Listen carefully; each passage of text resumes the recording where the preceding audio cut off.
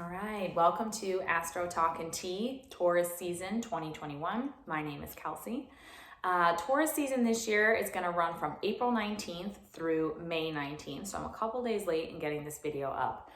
And there's some interesting astrological things happening during this season, but before we dive into that, let's just kind of revisit the basics of what is Taurus energy. So when I think of this energy and what are the qualities or characteristics associated with it, some of the first words that come to my mind are solid, dependable, consistent, committed. Taurus energy is extremely hardworking. Taurus energy is very strong. Oftentimes the people with a lot of Taurus energy can be physically strong, but also mentally and emotionally strong. Taurus energy is made of tough stuff. It definitely has staying power. And I kind of think of Taurus energy too as like being able to bear a lot of good things and a lot of burden, and to just kind of put their head down and keep going. And so when I think about like a real world example of this, Queen Elizabeth II of Great Britain, or Britain, however they call it, always comes to mind because she is a Taurus sun. And you know, you may have different feelings on her and the monarchy, etc., and that's totally fine, but she is a pretty good example of the embodiment of Taurus energy, because she is, you know, came into the crown when she was, I think, in her 20s, and now she just turned 95 last week. She's 95 years old. She's still the queen. She's still alive. She's got this big family. You know, she's just someone who throughout her career as the monarch has just kind of weathered one thing after the next, and she just kind of hangs on, continues on doing what she perceives as her duty, her obligation, etc. So she can be a good representation of that Taurian type energy. Also, when we think about Taurus energy, the word security for sure always comes to mind. And that can be in a financial sense, but in other ways as well. Taurus energy really likes to make sure that it has a solid, secure foundation, and that it can provide that for loved ones as well. And additionally, you know, Taurus energy is connected to like familiarity, comfort, routine, those types of things. Now, because Taurus is ruled by the planet Venus, there's also this very like creative and more aesthetic side to Taurus as well. So when we think about, it's a very sensual sign, definitely like in an earthy, sexy kind of way, but also sensual, meaning five senses. So Taurus loves anything that stimulates their sight, sound, you know, smell, taste, anything they can touch. It's a very tactile energy. I always think of too, people who have strong Taurus energy in their chart or who have Mercury in Taurus tend to be very hands-on or tactile type of learners. Taurus energy loves and is connected to earth and plants, sometimes animals as well, and very into, as I mentioned before, like being cozy, having creature comforts. Taurus energy can definitely be a little self-indulgent too. So it's things like a great aged bottle of wine, really cozy pajamas or sheets, having great towels or cookware, you know, all those things might be kind of hallmark of that kind of grounded self-indulgentness of Taurus energy. Also, Taurus energy is pretty straightforward. It's kind of like what you see is what you get with Taurus energy, and they prefer things to be simple and uncomplicated, which is in direct opposition to, like, for example, the opposite sign from Taurus is Scorpio, which is very like dark and mysterious and secretive, and to Taurus, that's like way too complicated. They can't deal with that. So it's kind of that fresh, grounded, simplistic type of energy. And then lastly, with that connection to the planet Venus, you know, Taurus energy is hugely creative. And if you Google it, you'll find that there's lots of artists and musicians across all different mediums that have predominant Taurus energy in their charts. So those are some of the wonderful characteristics of Taurus energy. But as we know, every sign also has times when the energy is a little bit out of balance. So when Taurus energy is out of balance, oftentimes that can be experienced as extreme stubbornness, willfulness, and that is kind of one of the stereotypes of Taurus, I think, that probably people might be familiar with. Again, that's not true of every person with Taurus energy. It's just if that energy gets out of balance, sometimes those qualities can manifest. Additionally, when I think of Taurus being out of balance, I think of the energy being so slow to change. And what I mean by that is, slow to accept changing circumstances around them, slow to let go and move through and express emotions, and just kind of like holding on to things that no longer serve a purpose, holding on to relationships that are no longer in one's best interest, those types of things. So to get back into balance, if that is an issue, Taurus energy really needs to work on that process of release, letting go, and moving through. Now, even if you don't have strong Taurus energy in your personal chart, we're all under the umbrella of Taurus energy from now through May 19th. So some things you should focus on at this time are, number one, pampering yourself. And who doesn't love that? Except maybe Capricorns out there. They're like, oh, who has time for that? But things like, doing your nails or toes, doing some massage, a wonderful calming salt bath, treating yourself to some new, eco-friendly products. It's anything that you consider to be self-indulgent that makes you feel good, go for it this season. Second thing is connecting to the earth with your 5 senses. So the weather's getting warmer for most of us here in the Northern Hemisphere, and the days are lighter, longer. So make sure you prioritize getting outside and just start to appreciate all of Earth's gifts around you. So as you're walking, maybe you will see beautiful flowers and you can stop and smell them. Maybe you touch a tree, put your feet in the grass. Maybe it's even think about when you're going to buy food, and you're in the produce section of wherever you shop, and just noticing the textures and the smells and the colors of the food and getting excited about, cooking for yourself and what that'll taste like and how indulgent that will feel. Third thing also has to do with the earth, just getting more involved in earth-friendly, earth-protective habits and activities is a really great thing. Earth Day was April 22nd, and it's no coincidence that Earth Day falls during Taurus season. And while many of us probably have made some eco-friendly switches in terms of our products and our lifestyle habits, etc., there's always more we can do. So, whether that is you're in a position to donate money to a cause, to volunteer your time, to make a switch at home, maybe trying to get rid of some single-use plastic in favor of something else. There's a million different ways you can do that. And if you need some ideas, you can Google it and a bunch of stuff will come up.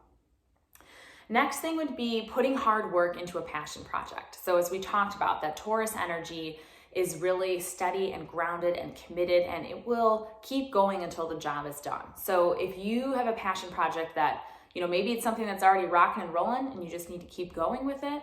Maybe it's something that's been a little stalled and you're trying to get it off the ground, but now is the time to kind of infuse your energy, your focus, your determination, your commitment into your projects. The next thing would be to work on security. So if you follow these videos monthly, then at the beginning of the year, we were in Capricorn season and I talked about taking a look at your finances and creating a budget for 2021 and all those type of things, because Capricorn was the first earth sign of 2021. Now Taurus is the second earth sign that we're encountering in 2021 thus far. And it's a good time to revisit that. So when we think about security, taking a look at your checkings and your savings. If you don't have a savings account, maybe you need to open one.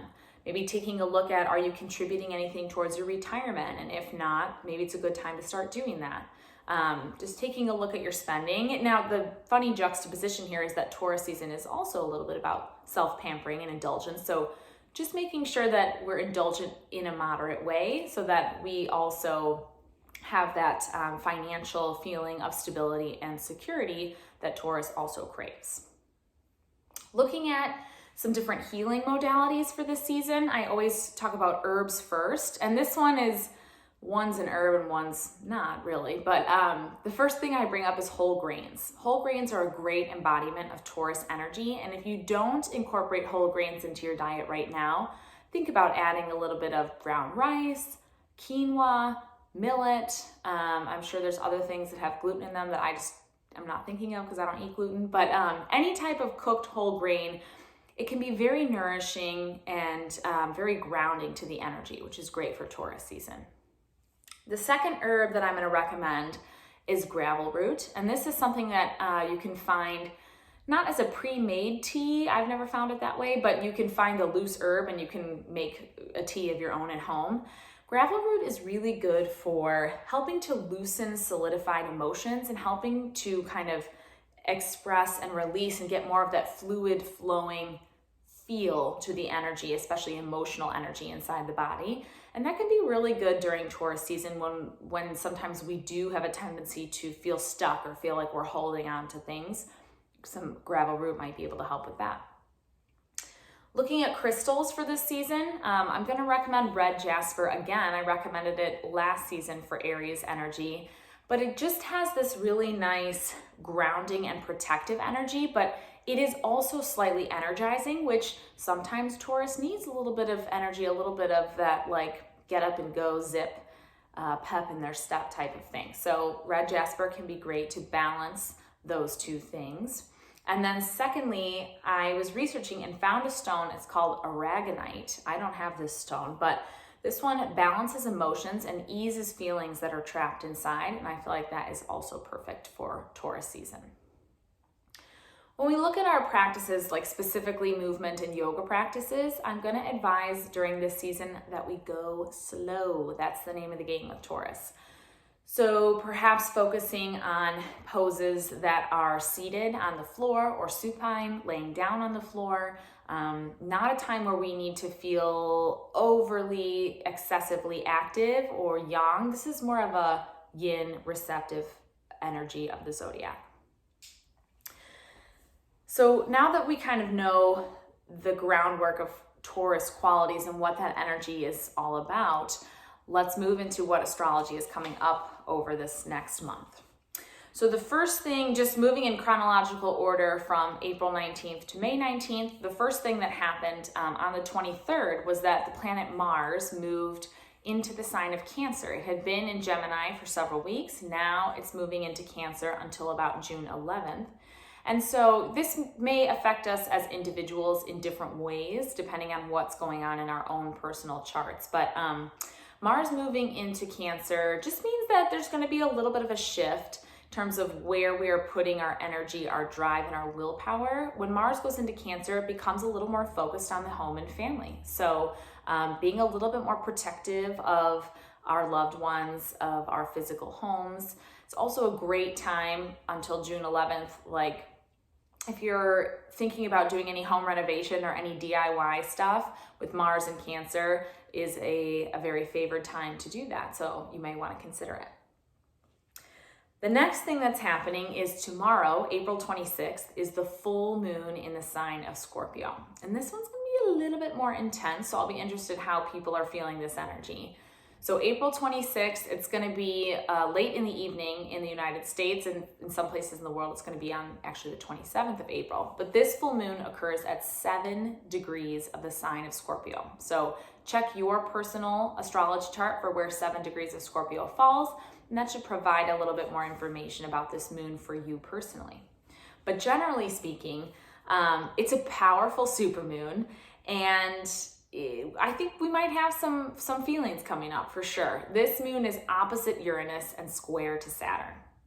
And those are not the most ideal configurations for a full moon. So I kind of sense that there might be this like outside influences which kind of tempt us to act in amplified or sort of erratic ways. Definitely there could be a sense of someone triggering your emotions tomorrow and you maybe overreacting a little bit because of said trigger.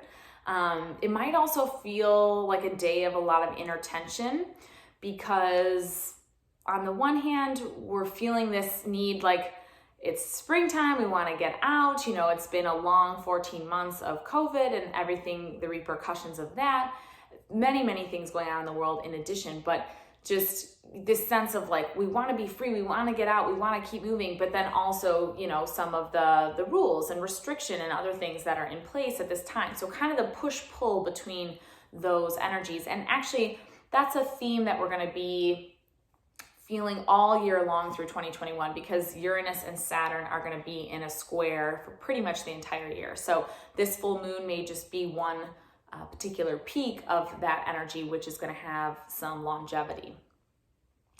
I just think be careful be careful. That sounds a little dramatic, but just be mindful. That's a better way to say it. Be mindful of how you're feeling. If you're feeling triggered, if something surprising or shocking happens, or full moon in Scorpio is a time sometimes when secrets come out, things that were hidden suddenly come to light. So just whatever comes your way on the 26th of April or thereabouts, just take a step back, take a few deep breaths, allow yourself to process, to have your experience without always needing to react right in the moment. I think too, practicing some constructive energy release, either on the 25th, 26th, or 27th, whenever you might be feeling the energy the most.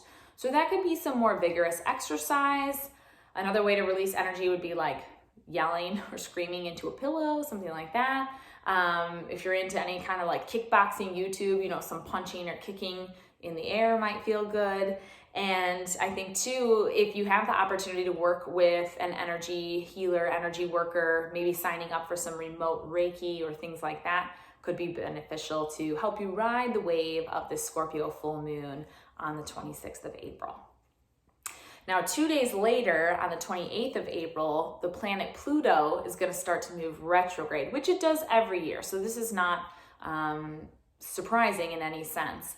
However, when a planet stops its forward movement to turn retrograde, at least from our perspective on Earth, the symbolism of that planet is often intensified, heightened. And Pluto is the ruler of Scorpio. So I think this whole week of April 25th could feel a little bit more intense, and we might see some themes of power, dominance, sexuality playing out in various ways on the world stage or in our personal lives.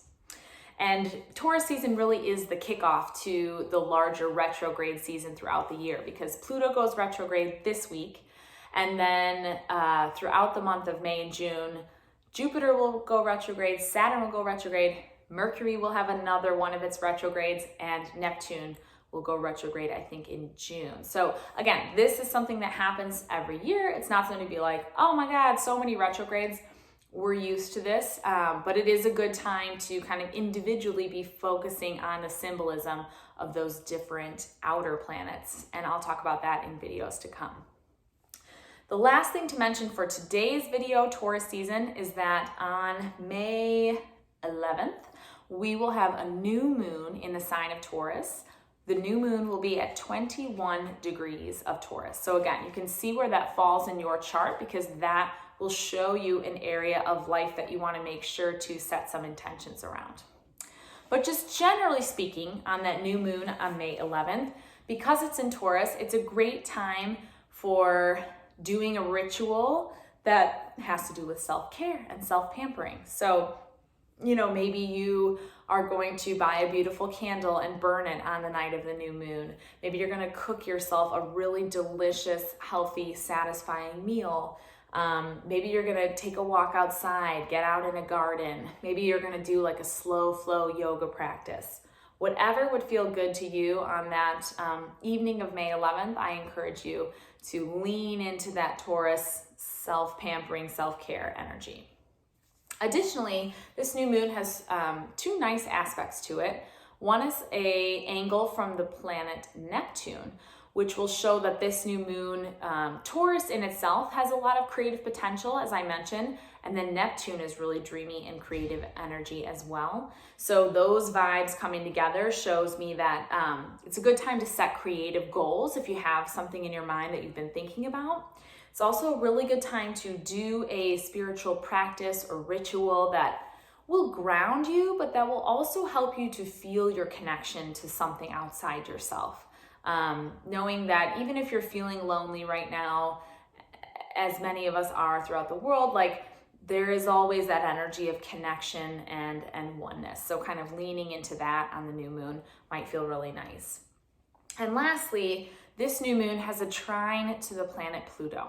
So Pluto really gives us this oomph, this impetus for change and transformation. So when you're setting your intentions for this moon, really think about, are there ways in your life in which you would like to change? What type of change can you commit to?